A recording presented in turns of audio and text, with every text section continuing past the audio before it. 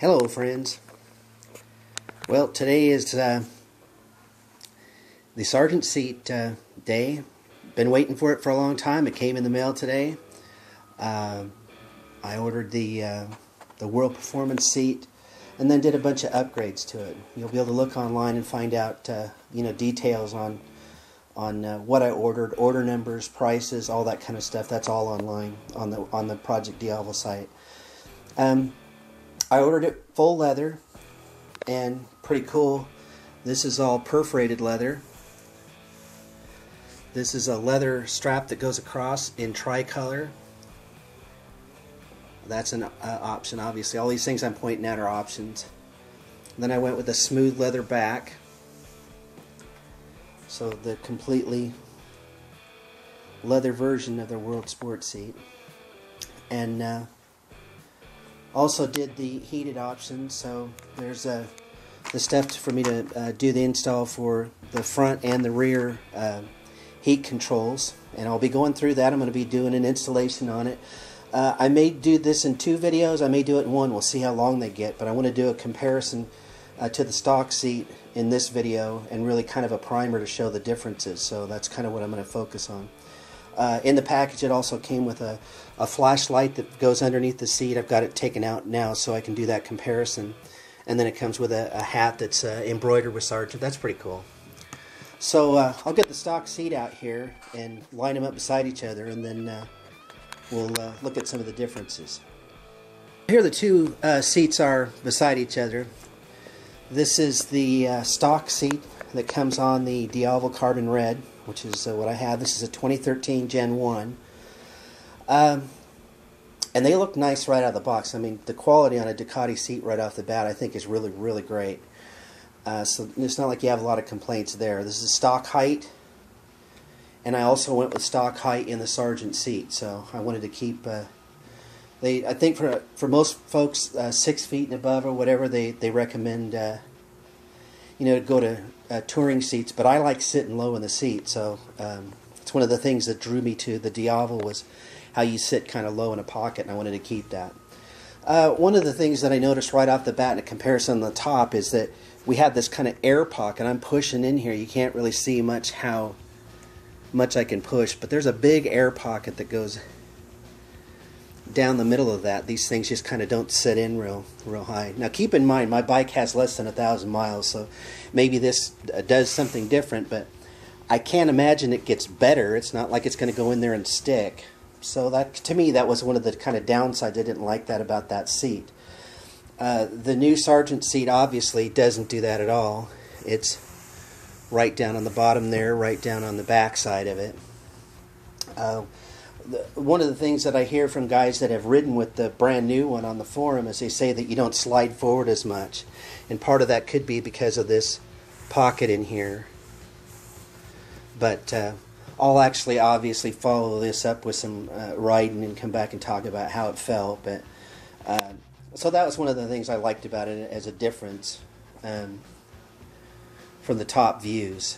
So I'm going to flip these things over, and then we'll talk about what's on the underside of them.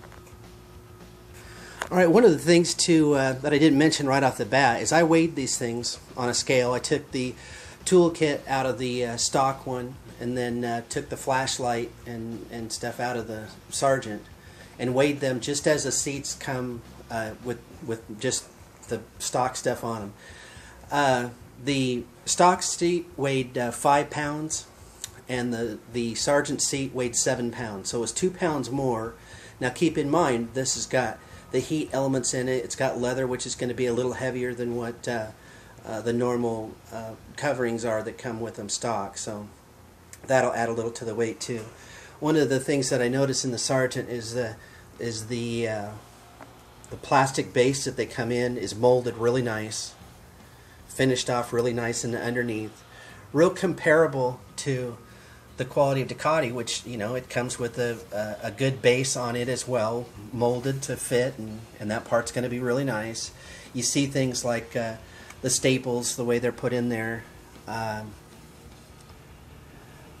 Obviously, looks very similar, the method anyway, what Sargent did on their seat.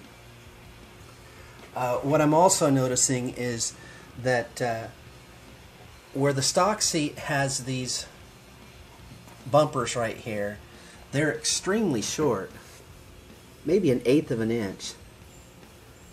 I mean, they're not 1/4 of an inch, maybe 1/8 of an inch high.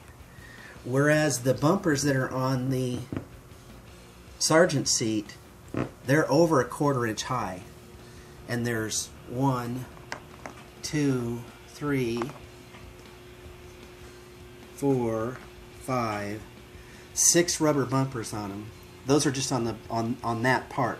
It's also a bumper snubber little thing on the back of each. So there's that stock seat, and here's the Sargent seat. Again, a thicker, taller rubber stop. So possibly that, you know, plays into some of this as well.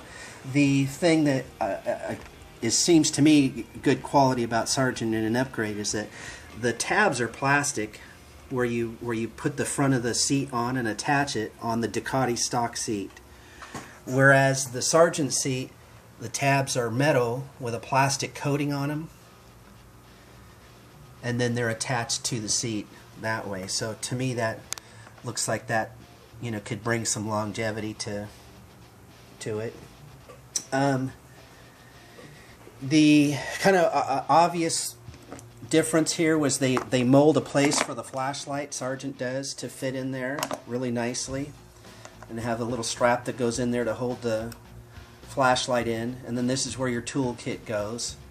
So the 2 mount points there, that's nice. The one thing that I didn't see in here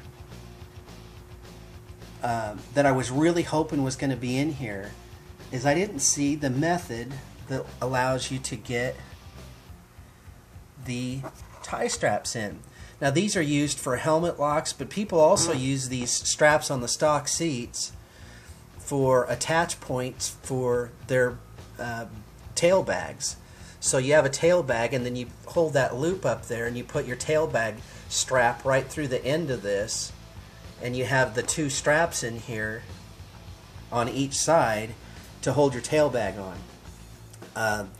That's something I didn't see on here. Now what I'm hoping is that there's some method in here that I'm overlooking that possibly allows us to do that. I don't know if you have to do something with these rubber stops to enable something like that. I'm not sure what it's going to take. I don't know if it's possible. I don't intend to get in here and mess around with it much. But for those that are doing touring and counting on those straps, that's a pretty big deal.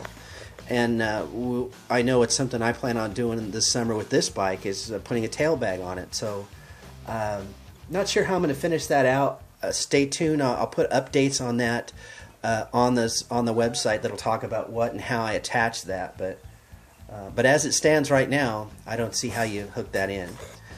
Now one thing I do see is that it's got the same points, attach points for the rear cowl, and they say that attaches. That it you know, it's the seat's going to accept that stock cowl. So we'll see how that goes. I'll actually put that on just a little bit and mount it, and we'll see how that part works as well. I think that's as far as I'll go with this part. We'll do the cowl attachment next, and then we'll talk about the heat stuff again. I think I'm going to do that in a different video. Just before I leave this, since I've got the under part going here, these are the points of the front seat heat.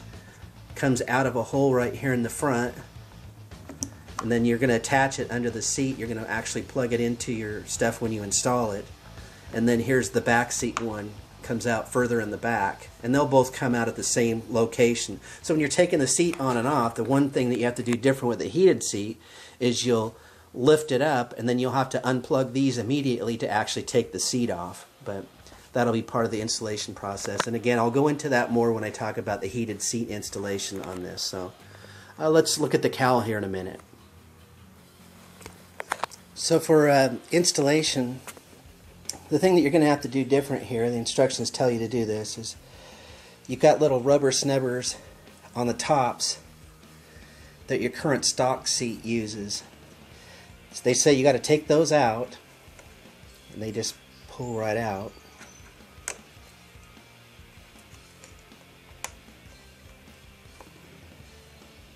And then you put those in a bag, probably stick them in around your tools. You're going to use that with your other stock seat. When you put your stock seat on, you're going to want to put those guys back in.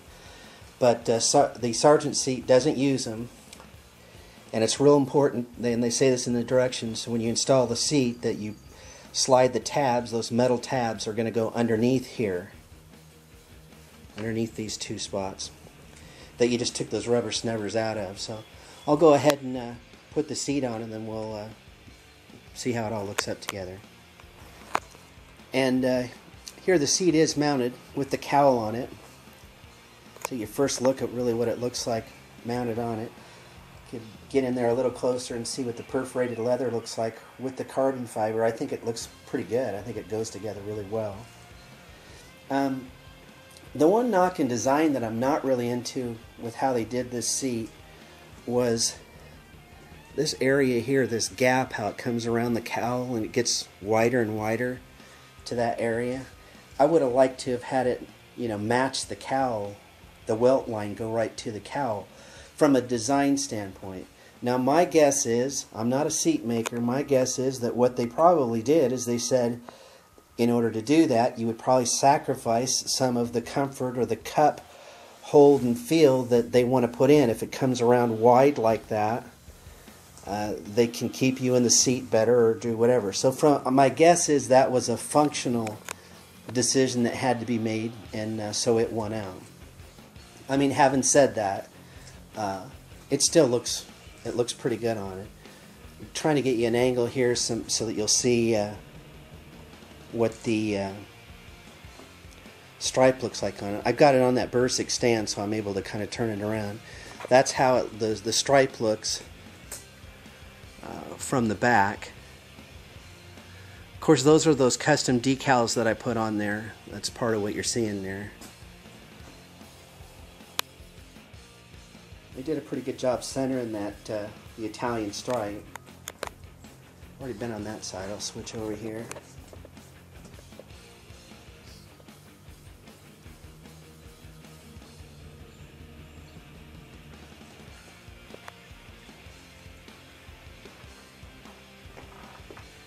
Try and get it out here where there's some maybe better sunlight on it too.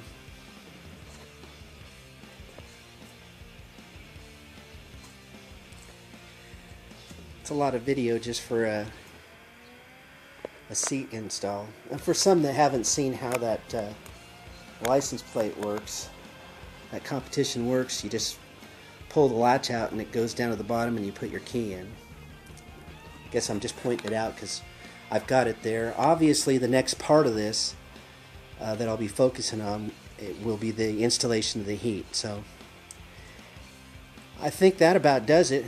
Covers the comparison, the look of it, the different things that were ordered. So gives you an idea what it looks like and how it might look on your bike. So quality looks really good, which is something I expected from their seats. So just excited to get out and ride with it, and we'll commentate more on it then. Stay tuned for more stuff. Thanks, guys.